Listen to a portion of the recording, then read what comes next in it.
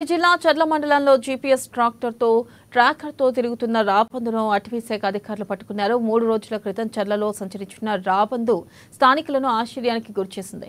ఏకలవ్య విద్యాలయం గుట్ట ప్రాంతానికి వచ్చిన రాబందుకు స్థానికులు కోడి మాంసం సైతం పెట్టారు. అయితే దాని కాళ్లకు జీపీఎస్ ట్రాకర్ కెమెరా ఉండడాన్ని గమనించి ఆశ్చర్యానికి గురయ్యారు. అయితే ఈ రాబందు విషయం తెలిసిన అటవీ శాఖ అధికారులు దాన్ని పట్టుకుని అటవీ శాఖ కార్యాలయంలో బంధించారు. రాబందు ఎక్కడి నుంచి వచ్చింది, ఎలా వచ్చిందనే విషయాలు తెలియాల్సి ఉంది.